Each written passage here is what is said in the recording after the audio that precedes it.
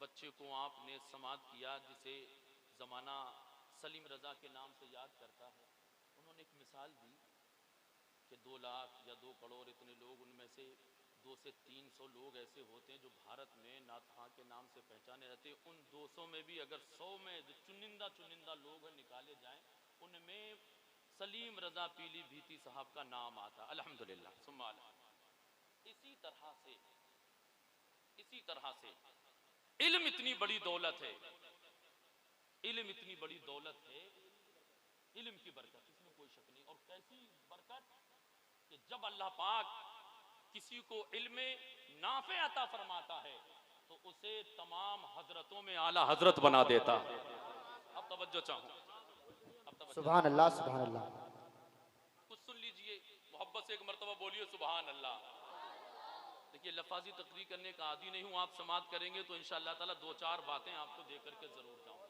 इल्म कितनी बड़ी दौलत है, इल्म इतनी बड़ी दौलत है कि हजरतों में आला हजरत, जिसको अल्लाह इल्म नाफे अता फरमाए वो आला हजरत बन जाता है। आप कहोगे कैसे?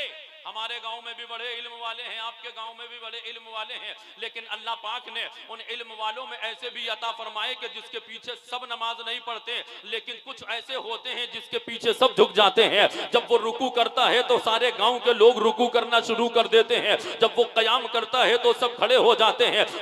वजह सिर्फ ये है, रिश्ते में वो तुम्हारा जो है बेटा भी हो सकता है, चाचा भी हो सकता है, भतीजा भी हो सकता है, जिससे आप कभी आंख मिला करके बात करना पसंद ना करें, लेकिन वही मुसल्ला इमामत पर अगर आ जाए तो गांव के अंदर अगर 1000 आदमी है, मगर उसकी वजह से नहीं, उसके इल्म की वजह से पीछे से इमाम के कह के नियत बांध करके उसके पीछे खड़े हो जाते हैं।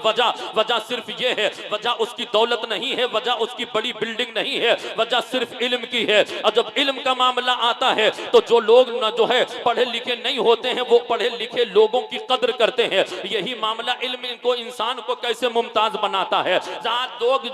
आज लोग अंगुश्तनुमाई नबी के इल्म गैब के ऊपर करते हैं। एक दौर ऐसा आया कि हजरत अली के जमाने में भी लोग ने नबी के इल्म गैब के ऊपर उंगली उठाई। हजरत अली को जलाल आता है, हजरत अली फरमाते ऐ लोगों, वो तो नबी की जात है, जिसको जो पूछना है मुझसे पूछो, मैं उसे बताऊंगा। नतीजा यह निकलता है कि लोग मस्जिद नबवी में जमा हो जाते हैं। हजरत अली ने ऐलान फरमा दिया, और जब इल्म का मामला आया, हजरत अली इतने बड़े आलिम है, उस दौर में जब ये ऐलान किया तो सारे लोग मस्जिद में आ गए। आने के बाद लोगों ने पूछा, ऐ अली तुमने ऐलान किया है, जो मालूम करना चाहते हो मालूम कर लो, मैं तुम्हें बताऊंगा। लोगों ने एक के बाद दीगर सवाल करना शुरू किए, बहुत सारे सवालात किए गए। हजरत अली उनका तसल्ली बख्श जवाब देते हैं। उसी मजमा में एक शख्स खड़ा होता है और खड़े होकर के कहता है, ऐ अली ये बताओ कि जिस रब के लिए तुम कयाम करते हो, जिस रब के लिए तुम रुकू करते हो, जिस रब के लिए तुम सजदा करते हो, जिस रब के लिए तुम तस्बीह पढ़ते हो, जिस रब के लिए तुम कयाम करते हो, ऐ अली ये बताओ क्या उस परवरदिगार को तुमने देखा है? हजरत अली के जवाब के ऊपर मुसलमानों कुर्बान जाओ। हजरत अली फरमाते हैं, अरे तुम देखने की बात करते हो, अरे तुम देखने की बात करते हो। अली उस वक्त तक सजदे से सर को उठाता ही नहीं है जब तक अपने रब का दीदार नहीं कर लेता है, अपने रब का दीदार नहीं कर लेता है। हजरत अली का जवाब सुन करके सब लोग जो है दंग रह जाते हैं। अब हजरत अली से पूछा गया, ये बताओ इतना इल्म मिला कहां से, ये मकाम हासिल कैसे हुआ, ये मकाम मिला कैसे है? हजरत अली फरमाते हैं, सुनो सुनो, जब हम नबी आखिर ज़मा सल्लल्लाहु ताला अलैहि वसल्लम को गुस्ल आखिरी दे रहे थे, आखिरी गुस्ल से जब फारिग हुए, सरकार की भौं शरीफ पर आपकी नाफ के अंदर कुछ पानी के कतरे बाकी रह गए। हजरत अली ने सोचा कि मेरी मोहब्बत ने ये गवारा ना किया। हजरत अली बयान फरमाते हैं कि मेरी मोहब्बत ने ये गवारा ना किया कि उनको मैं पानी से पहुंचाऊं। मैंने अपने होठों को लगाया और उन कतरों को अपनी जबान से चूस लिया। उन कतरों को चूसना था कि अल्लाह ने मेरे दिल के, मेरे सीना के अंदर इल्म के तमाम खजाने अता मुझे फरमा दी है। ये मकाम इल्म वालों का है। और जब ये मकाम मिला, मुस्तफा करीम सल्लल्लाहु सल्लल्लाहु ताला अलैहि वसल्लम ने पहले ही फरमा दिया, अना मदीनतुल इल्मी व अलीयुन बाबुहा, मैं इल्म का शहर हूँ, अली उसके दरवाजा है। जब कोई इल्म सीख ले, हासिल कर लेता है, मुस्तफा उसके लिए ये फरमा देते हैं, ऐ लोगों मैं इल्म का शहर हूँ, अली उसके दरवाजा है। जब ये इल्म का मामला तब्दील का हजरत अली दरवाजा बने, तो एक दिन मोहब्बत में हजरत अली ने एक सहाबी रसूल से कहा, ऐ लोगों जो नबी से एक बार मिलेगा वो अली से 2 बार मिलेगा। और जब इतना सुना एक सहाबी ने तो दूसरे से कहा, दूसरे ने तीसरे से कहा, चौथे से कहा। ये बात गर्दिश करते करते करते करते नबी आखिर ज़मा के बारगाह तक पहुंच जाती है। सरकार सल्लल्लाहु अलैहि वसल्लम की बारगाह में सहाबा कहते हैं, या रसूल अल्लाह, अली ने ये फर्क कहा है कि जो नबी से एक बार मिलेगा वो अली से 2 बार मिलेगा। हजरत अली को बुलाया गया, हजरत अली से पूछा, ऐ अली ये बताओ तुम ये कहते हो कि जो नबी से एक बार मिलेगा वो अली से 2 बार मिलेगा। हजरत अली अर्ज करते हैं, या रसूल अल्लाह, ये मैंने कब कहा है, ये तो आपने फरमाया है। मेरे आका फरमाते हैं, ऐ अली हमने कब कहा है। हजरत अली फरमाते हैं, हुजूर आप ही का तो फरमान है, मैं इल्म का शहर हूँ, अली उसके दरवाजा है। या रसूल अल्लाह, जो शरीयत का दीन इल्म सीखने के लिए, जो शरीयत की तालीम लेने के लिए, जो दीन का इल्म सीखने के लिए आपके पास यानी शहर के अंदर दाखिल होगा, या रसूल अल्लाह जब आएगा तब दरवाजे से, और जब जाएगा तो दरवाजे से। आप इल्म का शहर है, अली उसका दरवाजा है। या रसूल अल्लाह जब आएगा तब अली से मुलाकात होगी, जब जाएगा तब अली से मुलाकात। सुभान अल्लाह, सुभान अल्लाह, क्या बात है, सुभान अल्लाह। नारे तकबीर, नारे रिसालत, नारे गौसियत, मसलके आला हजरत, सरजमीने सरेनी तुर्कुनिया, मदरसा जामिया रज़विया हनफिया, मुफ्ती उमर साहब किबला बरेली शरीफ। नारे तकबीर। मोहब्बत से एक मर्तबा बोले सुभान अल्लाह, हाथों को उठा करके बोले सुभान अल्लाह। ये बात तो ज़िमनन आ गई तो मैं वहां से लेकर के चला। इल्म इतनी बड़ी दौलत है। हजरत अली रज़ी अल्लाह ताला अन्हो उस वक्त के इतने बड़े आलिम थे, इतने बड़े आलिम के हजरत उमर फारूक आजम का दौर है। एक जानिया औरत हजरत उमर फारूक आजम के बारगाह में लाई गई, जिससे कोई गुनाह हो गया। उससे गुनाह होने के बाद हजरत उमर फारूक आजम ने कानून के मुताबिक, शरीयत के कवानीन के मुताबिक उसे पत्थर मारने का हुक्म दे दिया। और जैसे ही उसे पत्थर मारने के लिए ले जाते हैं, वो जानिया औरत कहती है, या रसूल, ऐ अमीरुल मोमिनीन, मेरे शिकम के अंदर अभी बच्चे का जो है वजूद हो चुका है। इतना सुनना था। हजरत अली उठ करके खड़े होते हैं। हजरत अली फरमाते हैं, ऐ अमीरुल मोमिनीन, मैंने अल्लाह के रसूल सल्लल्लाहु अलैहि वसल्लम से सुना है कि उस वक्त तक जानिया औरत को पत्थर न मारे जाए जब तक कि उसके बच्चे की पेट के बच्चे की पैदाइश ना हो जाए। ये इल्म का मकाम है। हजरत उमर फारूक आजम ने इतना सुना तो फौरन अपने जो है हुक्म से रुजू करते हैं और फरमाते हैं, अगर अली ना होते तो आज उमर हिलाक हो गया होता। ये इल्म का मामला है। ऐ लोगों, जैसे ही आज उस दौर के अंदर लोगों ने नबी के इल्म गैब के ऊपर उंगली उठाई, तो एक जमाना हजरत आला हजरत के दौर में आया। और आला हजरत के दौर से पहले भी लोग ऐसे कुछ पाए जाते थे कि जो नबी आखिर ज़मा के इल्म गैब के ऊपर अंगुश्त नुमाई करते थे। किताबें लिखी गई, कोई कह रहा था मादल्ला नबी का इल्म तो पागल और जान मजनुओं की तरह है। कोई कह रहा था इबलीस के इल्म की तरह मादल्ला नबी का इल्म है। लेकिन प्यारे सरकार आला हजरत का दौर है। और सरकार आला हजरत रज़ी अल्लाह ताला अन्हु उस वक्त जो है हज के लिए अब जो है मक्का शरीफ तशरीफ ले जाते हैं। लोग कहते हैं आला हजरत को आला हजरत क्यों कहा जाता है? सुनो, ये इल्म की बरकत है। आला हजरत अलैहि रहमत व रिदवान मक्का शरीफ में है, हज का दौर है। सरकार आला हजरत रज़ी अल्लाह ताला अन्हु हजरत मौलाना जियाउद्दीन मक्की अलैहि रहमा के बयान को हुजूर हाफिज मिल्लत अलैहि रहमा बयान फरमाते हैं कि मैंने मौलाना जियाउद्दीन मक्की अलैहि रहमा से सुना।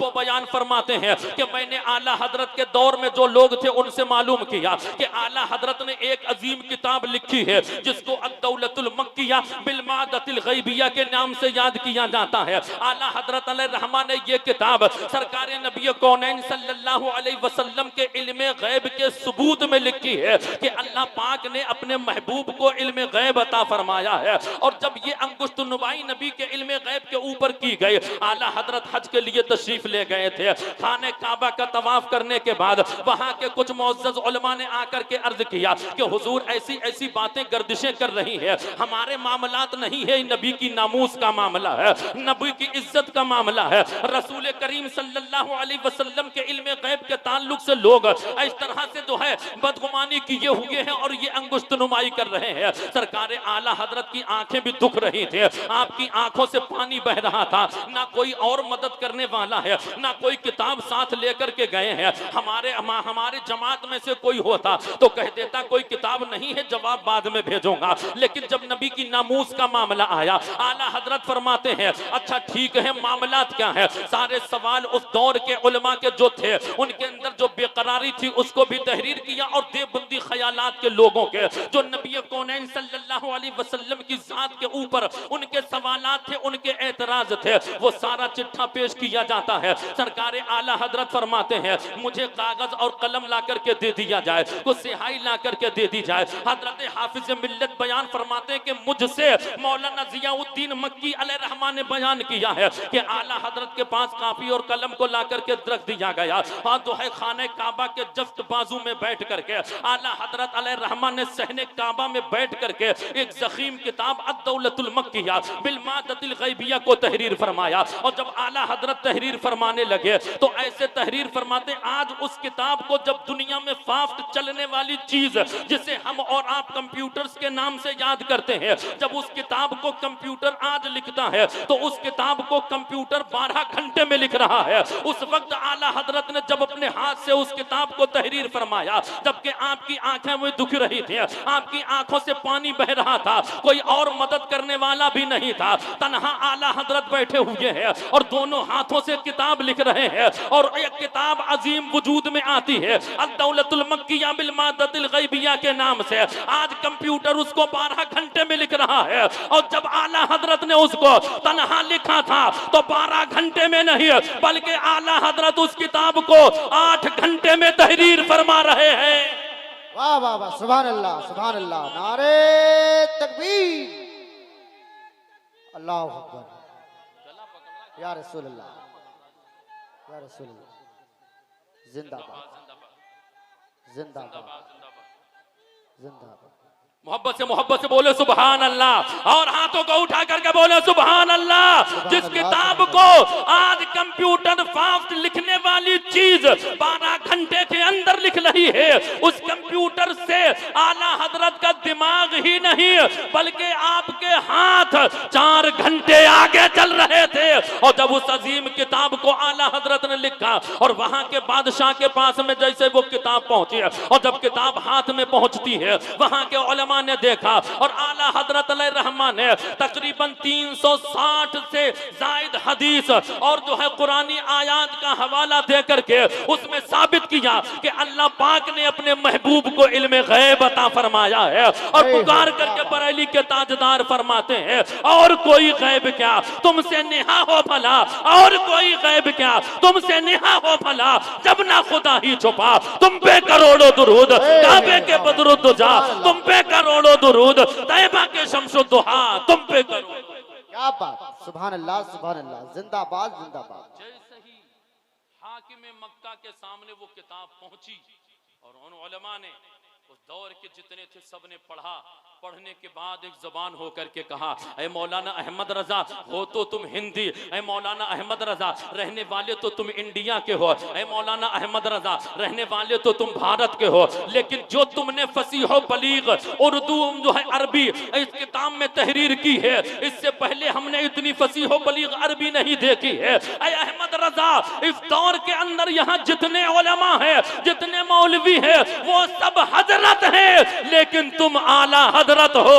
बताने का मतलब यह है इल्म इतनी बड़ी दौलत है कि अल्लाह अगर किसी को इल्म नाफे अता फरमाए तो उस दौर में जब वो अल्लाह की रजा के लिए कोई काम करता है तो दौर के लोग हजरत रह जाते हैं और अल्लाह पाक उन्हीं में से कोई आला हजरत अता फरमा देता।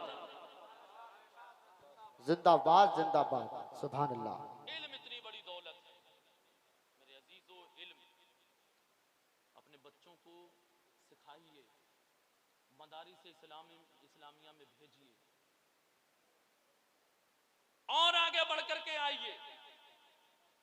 ये तो आला हजरत का जमाना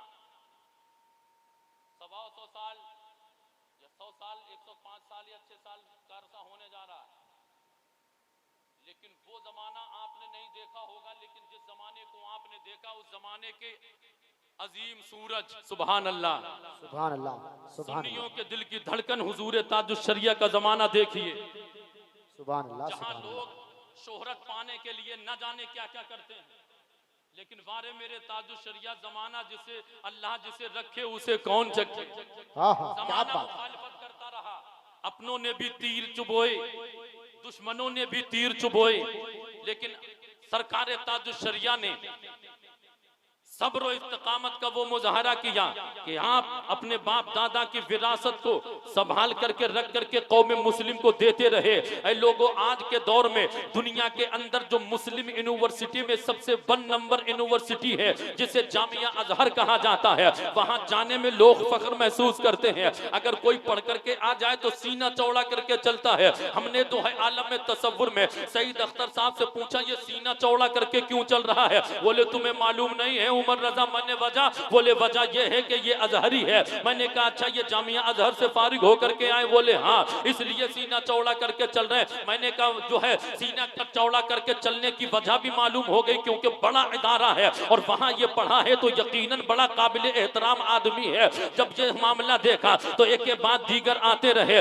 दुनिया के सारे बच्चे जहां जाने पे फख्र महसूस करें और जहां का इदारा, वो इदारा जहां जाने में लोग फख्र महसूस करें, वो इदारा अगर किसी के ऊपर फख्र महसूस करता है तो उसे फख्र अजहर ताजुश शरिया कहा जाता है। ऐ लोगों, ये इल्म का मामला है, जहां लोग जाने में फख्र महसूस करें, जहां दरसगाह में पढ़ने पर फख्र लोग महसूस करें, जहां पर बैठने पर फख्र महसूस करें, और वो इतनी बड़ी यूनिवर्सिटी जिसके ऊपर नाज करे उसे फख्र अजहर सरकार ताजुश शरिया कहा जाता है। और जब दुनिया के अंदर लोगों ने बड़े बड़ी शख्सियात को इकट्ठा करा और जहां जो है दुनिया के अंदर असर रखने वाले लोगों की एक फहरिस्त जो है जमा की गई, तो जहां बड़े बड़े दानिश्वर, बड़े बड़े इल्म वालों के नाम आए, तो इंडिया के अंदर से अगर उन नुमाया शख्सियात में कोई नुमाइंदगी करने वाली जात थी तो जिसे फख्र अजहर सरकार ताजुश शरिया के नाम से हम याद करते हैं, दुनिया में उनका 26वां नंबर था। सारी दुनिया में जो है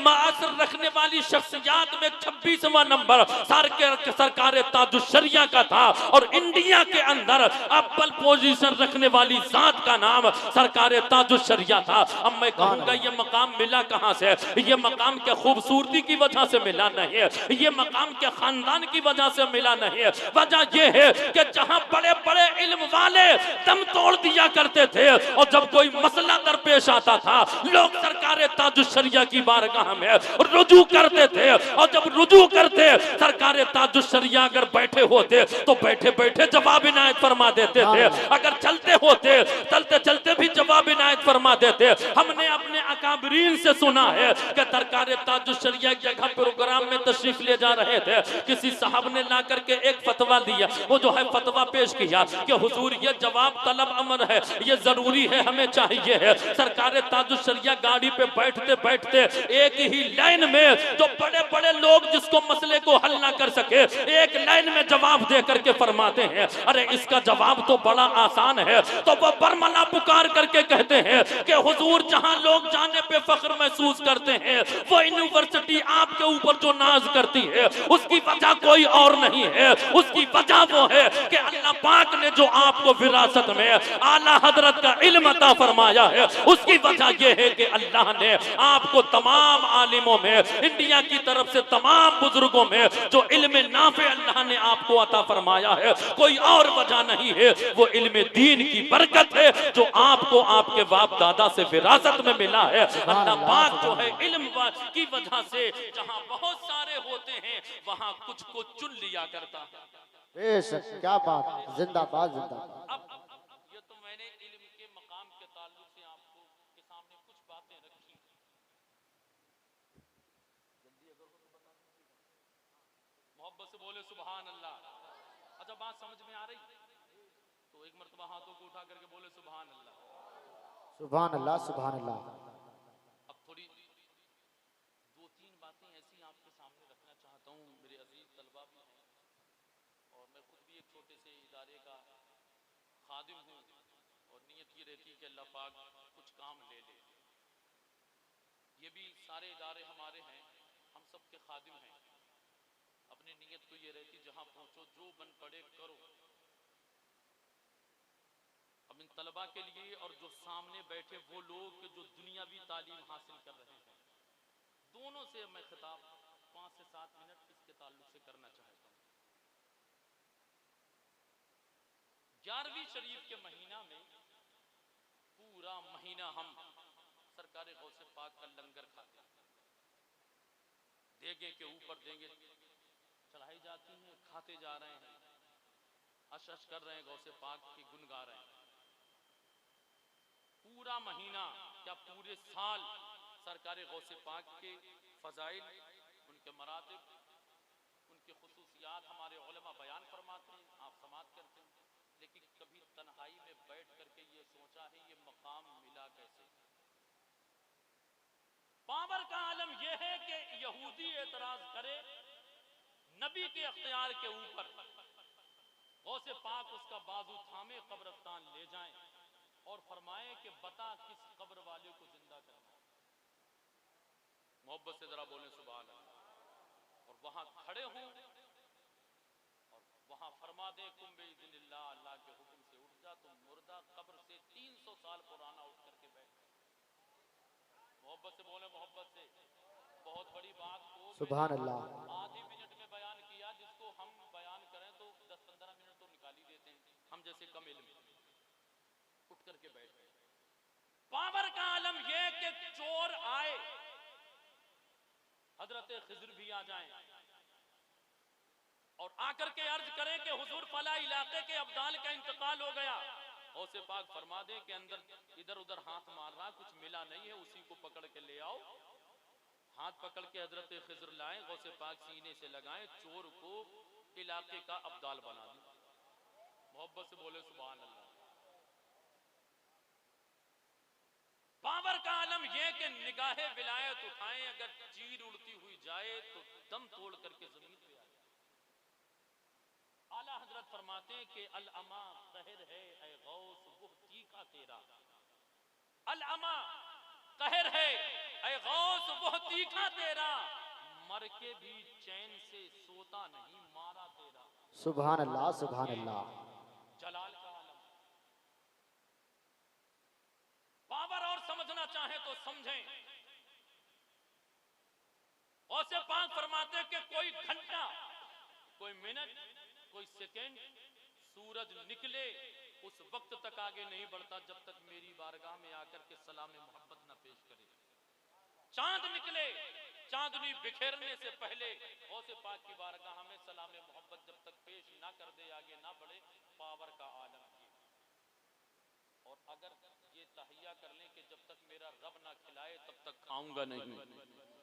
बरेली के ताजदार पुकार करके कहते हैं कसमें दे दे के खिलाता है पिलाता है तुझे, प्यारा अल्लाह तेरा चाहने वाला तेरा। पावर का आलम ये कि रब गौसे पाक को खिलाए। अब ये मुख्तसर सी मैंने सरकार गौसे पाक की फजीलत महला के बयान तो नहीं कर सकता, लेकिन मुझे इजमाली तौर पे मैंने आपके सामने पूरा खाता है। किसी ने पूछा कि हुजूर ये मकाम, ये मर्तबा मिला कैसे? मिला कैसे? पावर का आलम ये कि ठोकर मारे तो मुर्दे जिंदा हो। मिला कैसे? उसे पाक फरमाते हैं कि मैं इल्म दीन हासिल करता रहा। संजीदगी के साथ ये जुमला सुन लीजिए, दिल की तख्ती के ऊपर लिख करके ले जाइए। वो नौजवान जो दुनियावी इल्म हासिल कर रहे हैं, वो नौजवान जो दीनी इल्म हासिल कर रहे हैं, वो सुने। गौसे पाक फरमाते हैं, गौसे पाक फरमाते हैं कि मैं इल्म दीन हासिल करता रहा, हासिल करता रहा, हासिल करता रहा, हासिल करता रहा। मैं पढ़ता रहा, मैं पढ़ता रहा, मैं पढ़ता रहा। अल्लाह पाक ने मुझे गौसियत के मनसबे कुबरा पर फाइज फरमा दिया। ऐ लोगों, इल्म वो ताकत है। गौसे पाक फरमाते हैं मैं इल्म दीन हासिल करता रहा, मैं इल्म दीन हासिल करता रहा, मैं पढ़ता रहा, मैं पढ़ता रहा। अल्लाह पाक ने मुझे गौसियत के मनसबे कुबरा पर फाइज फरमा दिया। हमारे लोगों ने गौसे पाक की करामतें तो बयान की है, हमारे अपने लोगों ने गौसे पाक के मरातिब तो बयान की है, गौसे पाक की फजीलतें बयान किए, लेकिन गौसे पाक की वो जिंदगी का चैप्टर अगर आप अपनी निगाहों के सामने रखें कि लोग कहते हैं कि इतना बड़ा मर्तबा कि अगर मुर्गा को खाएं और उसकी हड्डियां इकट्ठी करें और कुंबे इदनिल्लाह कह दे तो उड़ करके जिंदा होकर के घूमने फिरने लगता है। एक औरत सरकारे गौसे पाक की बारगाह में अपने बच्चे को छोड़ करके जाती है। वो चाहती थी गौसे पाक के यहाँ लंगर लुटाया जाता है,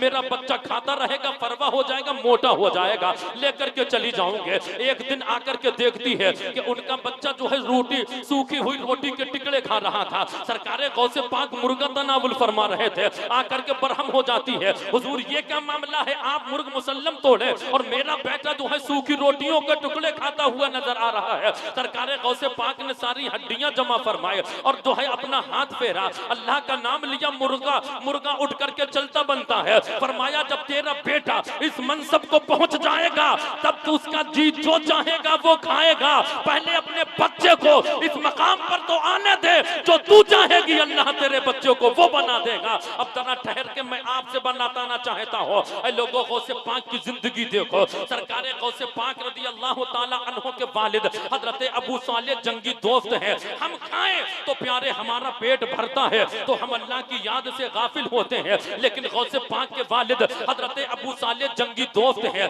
कई दिन के भूखे थे, रोजे के ऊपर रोजा, रोजे के ऊपर रोजा। बहता हुआ सेब आता देखा, बिस्मिल्लाह पढ़ करके खाया, अभी हलक से नीचे उतरने भी ना पाया था कि लरजने लगे अल्लाह के खौफ से। ऐ अबू सालेह तूने खा तो लिया है, न जाने कहां से आया होगा, न जाने इसका कौन मालिक होगा। अगर इसके मालिक ने कयामत में मालूम कर लिया तो जवाब क्या होगा, उसके दामन उसने दामन पकड़ लिया तो कहां जाएगा, कयामत में रुसवा होना पड़ेगा। ऐ अबू सालेह इससे पहले कि मेरे पेट की अतलियां इसको पचाए और लिक्विड निकले, लिक्विड खून की शक्ल में रगों में दौड़े और मैं इबादत करूं, खुदा ना करे मैंने बिला इजाजत के जो सेब खाया है उसका खून मेरी रगों में दौड़े और वो मैंने इजाजत नहीं ली है और मैं अल्लाह की इबादत करूं, हो खुदा ना करे उस सेब की वजह से मैं इबादत करूं, रब की बारगाह में मेरी इबादत काबिल कबूल ना हो तो अबू सालेह कहां जाएगा। इससे पहले के पेट की अतलियां उसे पचाए, पहले जाकर के सेब के मालिक से माफी तलब कर ले। दौड़े दौड़े चले जाते हैं, सेब के मालिक के पास पहुंचे, बाग के में अंदर दाखिल हुए। शर्त लगा दी गई इतने साल तक बाग की बागवानी करना पड़ेगी अल्लाह की रजा के लिए। अबू सालेह वो कुर्बानी देने के लिए तैयार हो जाते हैं और जब मुद्दत पूरी हुई आकर के कहते हुजूर अब माफी मिलेगी, अभी नहीं, बेटी से शादी करना है, लूली लंगड़ी अपाहिज है, और राजी हो जाते हैं कि कयामत में रुसवा होने से बचना पड़ेगा। याद रखिए मेरे अजीजों, अगर अपनी नस्लों को आपको तबाही से बचाना है, अपनी नस्लों को आपको चोरी से बचाना है, अपनी नस्लों को आपको हरामखोरी से बचाना है, अपनी नस्लों को आपको अगर अय्यारियों मक्कारी से बचाना है तो पहले अपने खाने के ऊपर गौर कीजिए। याद रखिए जैसा इंसान खाता है वैसा खून बनता है और जैसा खून होगा बच्चे के वैसे ही किरदार होगा, जैसा खाओगे वैसा कैरेक्टर होगा। इसलिए हलाल खाइए, हलाल पीजिए और जब अल्लाह की रजा के लिए ऐसा करोगे तो अल्लाह की रजा के लिए जब कोई बंदा करता है अबू सालेह की तरह होता है तो अल्लाह इनाम उम्मुल खैर फातिमा की शक्ल में अता फरमाता है। और जब दोनों का संगम होता है तो बेटा अब्दुल कादिर पैदा होता है और जब ये अब्दुल कादिर दुनिया के अंदर आया तो सुनो, सरकारे गौसे पाक के वालिद का इंतकाल हो जाता है, 8 साल की उम्र है। सबसे पहले अपने घर से जिस चीज के लिए अपने कदम को बाहर गौसे पाक निकालते हैं वो दौलत कमाने के लिए नहीं है, वो शोहरत कमाने के लिए नहीं है, वो मर्तबा कोई और हासिल करने के लिए नहीं है। वो सबसे पहला कदम घर से जो निकला है जो है बगदाद आने के लिए, जिस सफर में गौसे पाक ने 300 से ज्यादा डाकुओं को तौबा कराई, वो कोई और काम के लिए नहीं था, वो हुसूल इल्म के लिए था, वो तालीम दीन के लिए था, वो मदरसा जाने के लिए था। ऐ लोगों, इल्म की बरकत ये होती है कि जब बच्चा अल्लाह की रजा के लिए इल्म दीन हासिल करने के लिए घर से निकलता है तो 300 डाकुओं को तौबा कराता हुआ जाता है। और मकाम का आलम यह था कि जैसा बाप ने खाया वैसी माँ अल्लाह ने अता फरमाई। और जब दोनों का संगम हुआ तो बेटे का कैरेक्टर ऐसा था कि जब वहां जाते हैं मर्तबा अल्लाह ने वो अता फरमाया कि डाकू तौबा करते हैं और तौबा करते ही अल्लाह पाक ने उन तमाम डाकुओं को विलायत का ताज अता फरमा दिया। अब जरा सफर आगे का सुनो। गौसे पाक मदरसा पहुंचते हैं। अब हमारे नौजवानों की मैं तवज्जो चाहूंगा, वो लोग जो यूनिवर्सिटियों में पढ़ते हैं, जो वो लोग जो कॉलेजों में पढ़ते हैं, जो स्कूलों में पढ़ रहे हैं, उन तक मेरी दिल की मेरी आवाज पहुंचे तो वो भी नोट करके रख लें। और ये जो मदारिस इस्लामिया के तलबा हैं ये भी सुने। सरकार गौसे पाक फरमाते हैं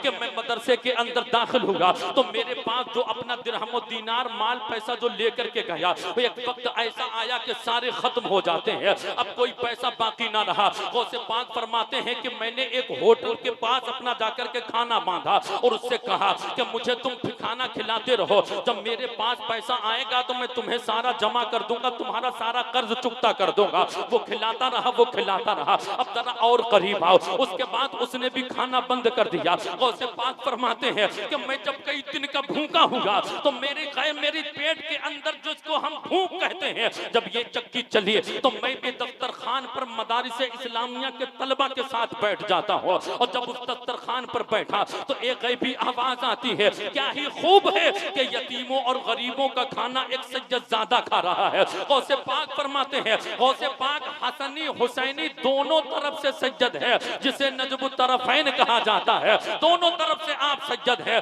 अब मदरसे के अंदर आम तौर पर जो लोग भेजते हैं वो अपने हाथ पैर का मैल, अपने माल का मैल, जिसे हम ज़कात फितरा खैरात के नाम से जानते हैं, इसी का पैसा मदरसों के अंदर अक्सर आता है। इल्ला माशा अल्लाह कोई अल्लाह का नेक बंदा हो जो अपनी गाढ़ी कमाई का पैसा हदिया के तौर पर इन तलबा को दे दे, वरना ये तलबा वो हैं कि जो ज़कात फितरा का अक्सर पैसा मदरसों के अंदर आता है उसी का खाना खाते हैं। सरकार गौसे पाक उसी दफ्तर खान पर बैठे हुए हैं जो मदारिस इस्लामिया के तलबा खा रहे थे। सरकार गौसे पाक फरमाते हैं कि मेरे पेट की भूख ने जब मुझे ज्यादा मजबूर किया तो मैं उस दफ्तर खान पर बैठा, और जब दफ्तर खान पर बैठा तो एक गैबी आवाज आती है कि क्या ही खूब है यतीमों गरीबों का खाना एक सज्जदजादा खा रहा है। गौसे पाक फरमाते हैं मेरी आंखों से आंसू बह निकले, मेरी गैरत ने गवारा ना किया। ऐ अब्दुल कादिर, तुझे जो है तलबा का साथ बैठ करके उनके हक का खाना खा रहा है,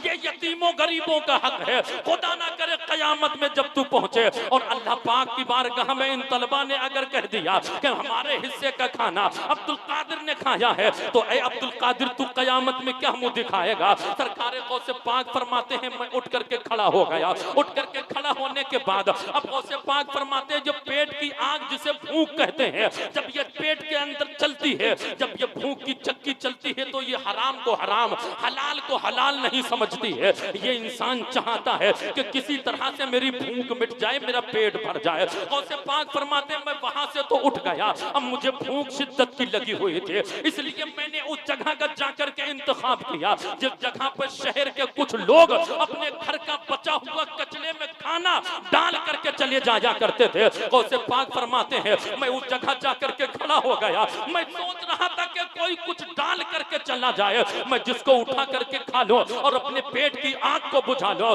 गौसे पाक फरमाते हैं अब यहाँ से ठहर करके एक बात और मैं आपको बताना चाहता हूँ। ऐ लोगों, जब तुम शादियां करते हो, जब अपने घरों में तुम खाना खाते हो, न जाने कितना खाना तुम्हारा बर्बाद होता है। खुदारा इस रिस्क की कदर कीजिए, और अगर इसकी वैल्यू समझ में ना आए तो इन उलमा से पूछिए और फिलिस्तीन का नजारा कीजिए, वो बताएंगे इस खाने की कदर क्या है, एक एक लुकमा की कदर क्या है, एक एक रोटी के टिकले की कदर क्या है। वो बच्चे तुम्हें बताएंगे जिनकी माँ ने कई दिन से खाना ना खाया है, वो तुम्हें बताएंगे कि इसकी कदर क्या है। जिस खाने को हम जो है अपने घरों के अंदर बर्बाद कर देते हैं, शादियों के मौके पर न जाने कितना खाना बर्बाद करते हैं। मेरे अजीजों, इस खाने की कदर कीजिए, इज्जत कीजिए, इसकी कदर कीजिए, वरना वो दिन दूर नहीं है, खुदा ना करे हमें भी इस खाने के लिए कहीं तरसना ना पड़ जाए। याद रखो मेरे अजीजों, रिस्क बहुत बड़ी नेमत है, इसको जाया ना कीजिए, उतना बनाइए जितना इज्जत के साथ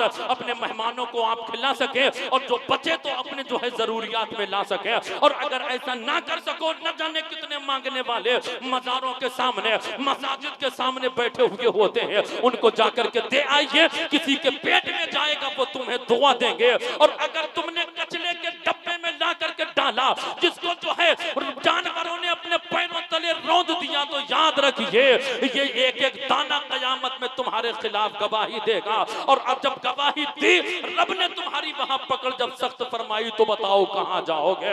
याद रखिए, अल्लाह फरमाता है फमन यामल मिस्काल ज़र्रतिन खैरन यरा वमन यामल मिस्काल ज़र्रतिन शर्रन यरा। तो जर्रा बराबर नेकी करेगा वो भी देखेगा, तो जर्रा बराबर बदी करेगा वो भी देखेगा। तुम्हारे सारे आमाल कयामत में तुम्हारी निगाह के सामने होंगे। इसलिए अपने आमाल का जायजा लेते रहिए और अच्छे काम कीजिए, बुरे कामों से बचे रहिए। अब जरा करीब आए, सरकार गौसे पाक फरमाते हैं मैं ऐसी जगह जाकर के खड़ा हुआ, मैं सोच रहा था कि काश मुझे यहाँ कोई कुछ डाल करके जाए और मैं उससे अपने पेट की आग को बुझा लूं। गौसे पाक फरमाते मैं पहुंच तो वहां गया था, लेकिन मैंने देखा मुझसे पहले 70 लोग और ऐसे खड़े हुए थे जो उस खाने का इंतजार कर रहे थे। गौसे पाक फरमाते फिर मेरी गैरत को ये गवारा ना हुआ, ऐ अब्दुल कादिर तू यहाँ खड़ा रहे, खुदा ना करे कोई अगर कुछ डाल करके यहाँ गया और इन लोगों से पहले तूने उसे हासिल कर लिया और इन लोगों ने कयामत में रब की बारगाह में ये शिकायत कर दी, ऐ मेरे मौला हम कई दिन के भूखे थे,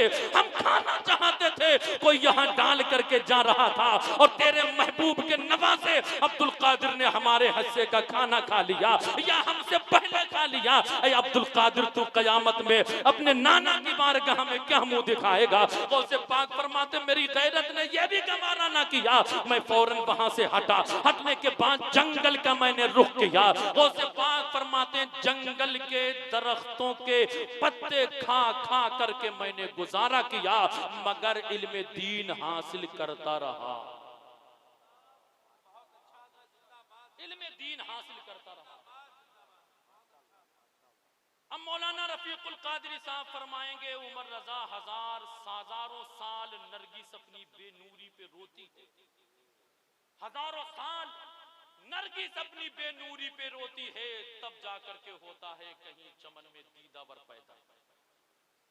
ये गुल यूं ही नहीं खिलते, ये मकाम, ये मर्तबे, ये फजीलतें यूं ही नहीं मिलती, इसके लिए मेहनत करना पड़ती है, इसके लिए खूने जिगर और मेहनत, पसीना न जाने हमें किस किस शक्ल में कुर्बानी देना पड़ती है, तब जाकर के अल्लाह पाक ये मर्तबा, ये मकाम, ये मनसब अता फरमाता है। अब थोड़े करीब आइए, लास्ट वाकया सुनिए और तकरीर खत्म करते हैं। दुआएं हमें दीजिए, हम आपको दें, न जाने किसकी दुआ किसके हक में काम आ जाए।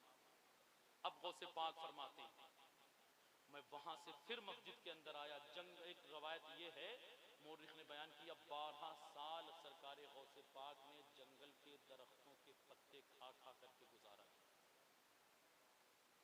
फिर गौसे पाक फरमाते हैं मैं बगदाद की जामा मस्जिद में आया, नमाज ज़ोहर अदा की। ज़ोहर अदा करने के बाद एक कोना में बैठ गया।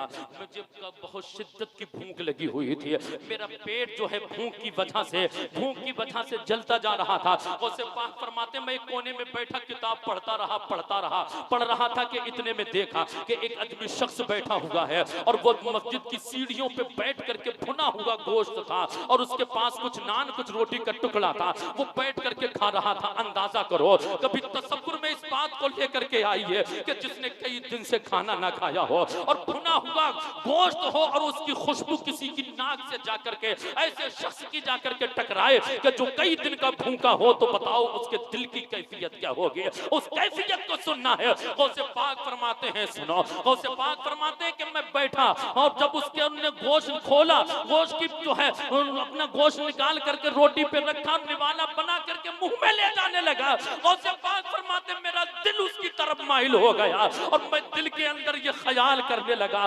काश मुझे ये अपने खाने में शामिल कर ले, काश मुझे ये अपने खाने में शामिल कर ले और ये मुझे कुछ दे दे जिससे मैं अपने पेट की आग भूख को बुझा सकूं। गौसे पाक फरमाते हैं मैं देखता रहा, जब कई मर्तबा ये ख्याल मेरे दिल में आया तो फिर मैंने फौरन अल्लाह की बारगाह में रुजू किया और तौबा किया और अपनी किताब के अंदर फिर मुताला के लिए मशगूल हो जाता हो। गौसे पाक फरमाते हैं फिर वो आदमी शख्स जो है जब खाता रोटी का निवाला बना करके अपने मुंह के अंदर ले जाता था। गौसे पाक फरमाते हैं मुझे इतनी शिद्दत की भूख थी कि उस निवाले को देख करके वो अपने मुंह के अंदर ले जाता था, उसका मुंह बाद में खुलता था, उसे देख करके मेरा मुंह पहले खुल जाता था। अब मैं आपसे पूछना चाहता हूं, तलबा से पूछना चाहता हूं, बताओ तुम्हें ऐसी हाजत कहां दरपेश आई? आज हमारा हाल यह है कि अगर यूनिवर्सिटी में हम पढ़ रहे हैं, यूनिवर्सिटी में है, किसी कॉलेज में है, किसी जो है मदरसे में है, अगर एक वक्त का खाना अच्छा ना मिले हम मदरसा छोड़ देते हैं, हमें अच्छा पहनने को ना मिले हम मदरसा छोड़ देते हैं। कोई कॉलेज छोड़ करके आ रहा है, किसी ने 12वीं तक पढ़ाई की, अपने माँ बाप के अरमानों का गला घोट दिया, किसी ने 15-12 हिफ्ज किए, अपने माँ बाप के अरमानों का गला घोट दिया, किसी ने जमात तो जमात पढ़ी और तालीम अधूरी छोड़ करके बैठ गए। मैंने पूछा वजह, बोले मदरसे में अच्छा आराम नहीं मिला इसलिए छोड़ दिए, माँ बाप ने भरपूर पैसा नहीं भेजा इसलिए तालीम अधूरी छोड़ दी है, हमें रहने के लिए अच्छा इंतजाम नहीं किया इसलिए हमने तालीम अधूरी छोड़ दी।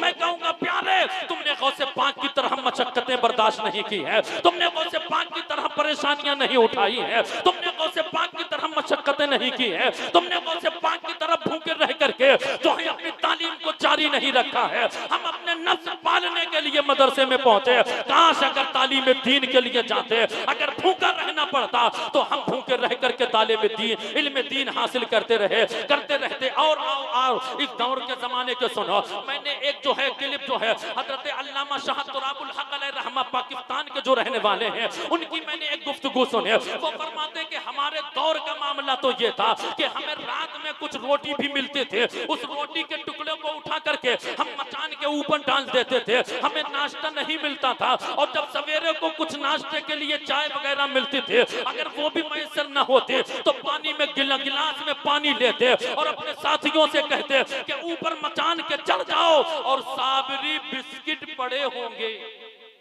हमारे अकाबरीन का किरदार ये था, साबरी बिस्किट मतलब कई दिन की सूखी हुई रोटी डाल देते थे और उसे उठा करके सवेरे के नाश्ता में पानी में भिगो करके खाते और उसका नाम क्या रखे, साबरी बिस्किट। ये हमारे अकाबरीन का किरदार है। आज हमें भरपूर पैसा ना मिले हम तालीम अधूरी छोड़ देते हैं। याद रखिए, तालीम अधूरी छोड़ करके आप ये ना समझें कि आप नाकाम हुए हैं, नहीं। जब तुम घर से निकले थे तुम्हारे दादा का सीना चौड़ा हुआ था और वो ये फख्र महसूस करने लगे कि मेरा पोता मदरसे में पढ़ने गया है या मेरा पोता जो है इंजीनियर बनने के लिए निकला है। जब ये आएगा तो सारी बस्ती के अंदर लोग कहेंगे वो देखो फलाना जो है इंजीनियर का दादा जा रहा है, कोई कहेगा हाफिज कुरान का दादा जा रहा है। तुम्हारे दादा की उम्मीदें तुमसे जुड़ी थी, इसी तरह से कोई किसी का चाचा होता है उसकी उम्मीदें तुमसे जुड़ी होती है। किसी की माँ घर के अंदर बैठ करके ये सपने बुन रही है कि मेरा बेटा हाफिज कुरान बन करके आएगा, मैं मोहल्ले में मिठाई तकसीम करूंगे। कोई कह रहा मेरा बेटा कारी कुरान बन करके आएगा, मैं मोहल्ले के लोगों को बुला करके कहूंगा देखो अल्लाह ने मुझे वो मौका अता फरमाया है कि मेरे बेटे ने कुरान को हिफ्ज किया है और इसके बदले अल्लाह कयामत में मुझे ताज अता फरमाएगा।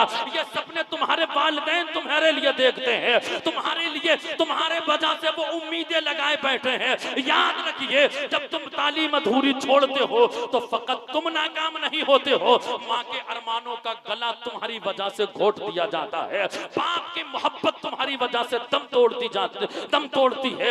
याद रखिए, खानदान के लोग तुम्हारी वजह से आज जो है बदनाम जो है कम गलत फहमी के शिकार होते हैं और तुम्हारी वजह से वो जो है जो दूसरे लोगों के सामने शर्मिंदा होते हैं। फिर लोग कहते हैं ये वो जारा फला का बेटा है जो अधूरी तालीम छोड़ करके आ गया, आज ये अधूरा हाफिज है या अधूरा कारी कुरान है, ये मुकम्मल आलिम दीन रही है।